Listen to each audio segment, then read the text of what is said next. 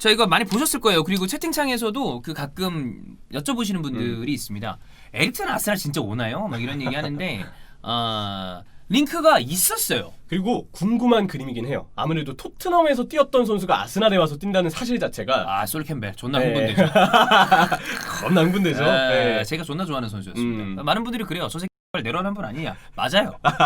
그 자주 얘기합니다. 솔 캠벨 존나 솔 캠벨은 아스날 팬들한테도 약간 통수치는 스타일이었어. 그쵸. 예, 근데 저는 좋아합니다. 그러니까 그런 사람들이 있어요. 이게 객관적으로 봤을 땐 너무한다 싶다가도 이 사람이 내 편일 때 졸라 든든한 선수들이 있단 말이야. 그런 경우 있지. 네, 솔 캠벨은 저는 그 케이스라고 생각해요. 예, 옛날에 이제 마티우 플라미니. 플라미니가 통수라기보다는 이 사람은 자유로운 영혼이거든요. 진짜 자유롭죠. 절대 계약 연장은 없다. 나는 끝까지 하고 FA로 나간다. 약간 야구 선수 스타일이라 항상 그래. 약간 그런 느낌이 그렇죠. 있었는데 어쨌든 에릭센이 아스날 링크가 있습니다. 혹시 에릭센에 대한 기억이 좀 어떤가요? 에릭센은 일단 가장 눈을 즐겁게 한 플레이메이커라고 저는 생각해요. 아무래도 세트피스 킥이나 롱킥, 기본적으로 케인이나 손흥민과 같은 선수들이 침투에 집중할 수 있게끔 공미 역할을 철저히 잘한 선수다. 그렇지. 대신에 쓰기 까다롭다라는 전제 조건은 항상 그것도 좀 있어요. 그러니까 네. 이 선수가 굉장히 압박을 유연하게 풀어나온다거나 그런 느낌은 좀 아닌데 그렇다고 그쵸. 또 엄청 전통적인 넘버 10 스타일은 또 아니에요. 대신에 움직임 반경이 항상 상대 압박을 피해 다녀야 한다는 전제 조건을 그런 것도 좀 따라다니더라고요. 있죠. 저는 그래서 에릭센을 보면서 그런 느낌이었어요. 진짜 볼 때마다 와 존나 잘한다의 느낌은 아니야. 근데 이 선수가 빠지죠 그러면 에릭센이 없는 게 티가 이렇게 나나? 그렇죠. 이런 느낌을 주는 선수였어요. 있고 없고의 차이가 공이 돌고 안 돌고의 차이랑 직결되는 난자리가 큰 스타일의 선수였다라는 그 기억이 좀 있습니다. 대신에 염려가 되는 게 토트넘 말미에는 이 선수 좋았지. 폼 떨어졌구나 굉장히 안 이것 좋았지. 때문에 오히려 네. 공백이 느껴질 때가 그렇죠. 또 있었죠. 그래서 동기부여가 많이 떨어진 게 아니냐라는 얘기가 있어서 무대를 옮기면 잘하지 않을까라는 사실 기대가 있었는데 인테를 가서도 초반에는 사실 콘테가 좀 안 쓰는 느낌 때문에 안 좋나라는 생각을 했는데 나와서도 그냥 그렇더라고. 네, 찬우 형이 아마 이 자리에 계셨으면 콘테 전술 좋다가지고 본인이 뛰기 싫은 걸 거다 이런 얘기도 그렇게 얘기할 하셨을 수도 것 있지. 같은데 네. 어쨌든 에릭센 지금 인테르에서 별로 활약이 좋아 보이진 않습니다. 그렇습니다. 네. 그렇다 보니까 에릭센이 뭐 다시 PL 컴백을 한다 어디로 이적을 한다 그 와중에 아스날 링크도 있었단 말이에요. 그쵸. 일단 뭐 신뢰도와 별개로 그냥 인터뷰만 좀 체크를 해보겠습니다. 인터뷰가 아니라 몇몇 가지 얘기를 톡스포츠 여기 네, 그냥 뭐 몇 개만 다뤄볼게요. 네. 에릭센이 인테르 생활에서 불만을 가지고 있다. 이적 요청을 했다. 그래서 마라타 회장이 에릭센이 팀을 떠날 수도 있다고 얘기를 했고 그러나 마라타 회장 오퍼는 없는데 만약에 뭐 그런 게 있다면 또 생각을 해볼 것이다 라는 뉘앙스의 이야기를 했다고 합니다. 네. 그 다음에 스카이에서는 역시 마라타 단장이 이 다즌 스포츠 스트리밍 하는데 아니라 여기가 거기 저기 그 J리그 J리그 하니까 딱 다진 크게 계약을 했었잖아요. 그쵸. 이 조 단위로 해갖고 이쪽이랑 인터뷰를 했다고 하는데 어쨌건 중요한 건 내용은 콘테가 관련돼서 뭐 어떤 그런 이야기를 했고 선수들이 떠나고 싶다고 할 때 굳이 막 남게 하는 그러니까 잔류를 시키려고 하는 그런 강요 같은 거는 뭐 할 이유가 없다라는 종류의 이야기를 했다고 합니다. 그래서 어쨌든 에릭센은 PL에서 오랫동안 있었기 때문에 리턴 얘기가 나오고 있고 아스날 얘기가 여기에 엮이고 있어요. ESPN에서는 그런 얘기를 했습니다.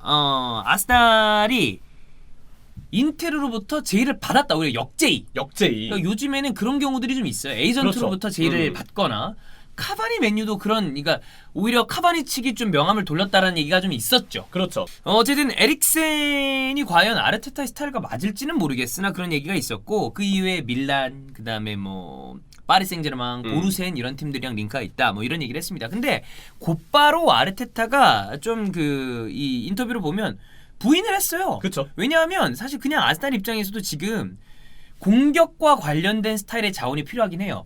경기를 또 이 몰대전 봤을 때도 그 부분이 좀 부족하잖아요. 공미가 없으니까 자꾸 톱 자리에 한 명이 내려와야 되는데 문제는 라카제트 폼이 떨어지면 이선 중앙에 선수가 없게 돼요. 그래서 아마 아르테타 감독도 보드진도 물론이지만 윌리안을 영입해서 윌리안의 자유로운 움직임과 운반으로 그걸 메우려고 했는데 맞아. 뚜껑 열고 보니까 윌리안도 폼이 떨어져 있네. 안 좋은 거야. 네, 그러니까 지금 좌우가 분리돼가지고 그쪽에만 크로스 의존형의 공격이 시도되고 있다는 생각이 들어요. 네.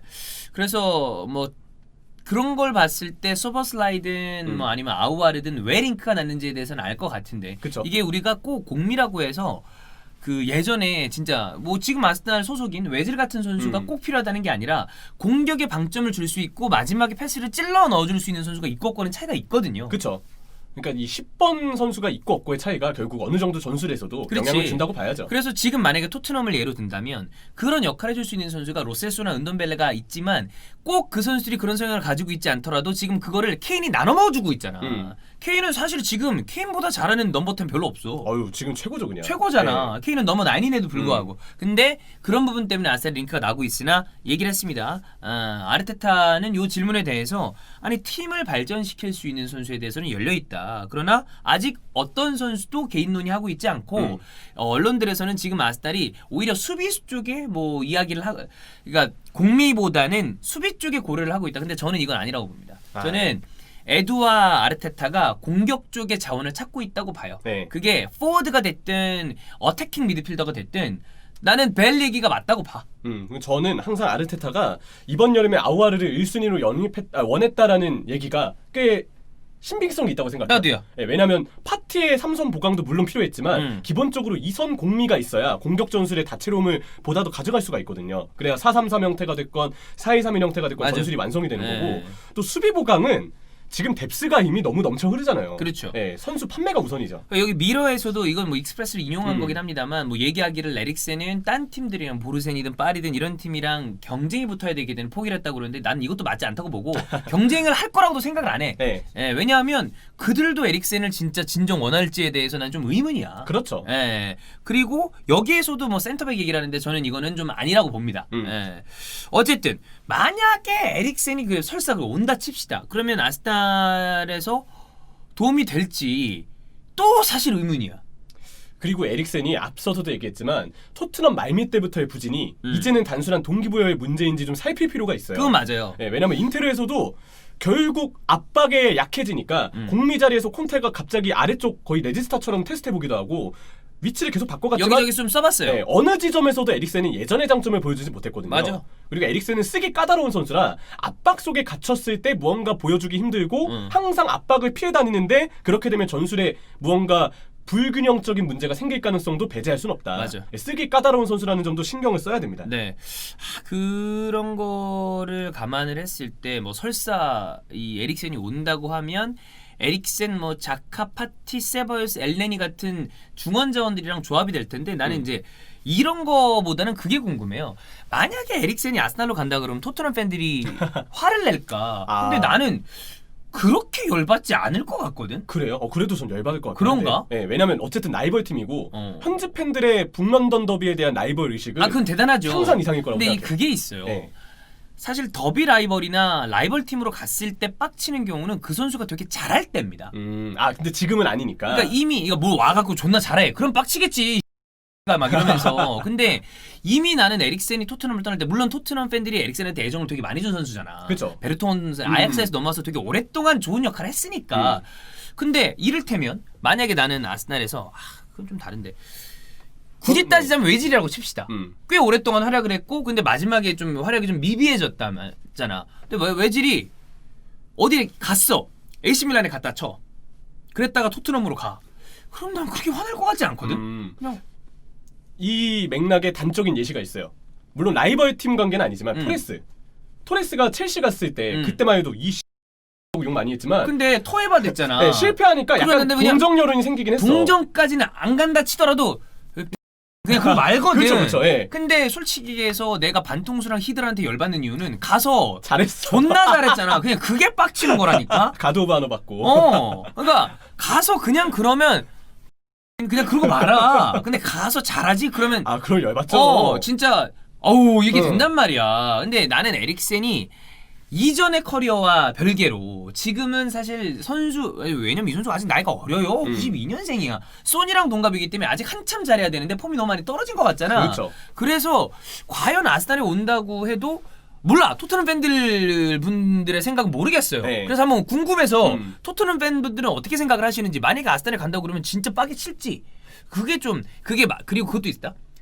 바로 가는 거랑 하나 통해서 오는 거랑도 달라. 네. 그래서 히드라는 달랐어. 왜냐면 첼시가 잘했거든. 거쳐서 이적해서 욕 졸라 먹은 케이스가 있죠. 마이클 오원. 오해.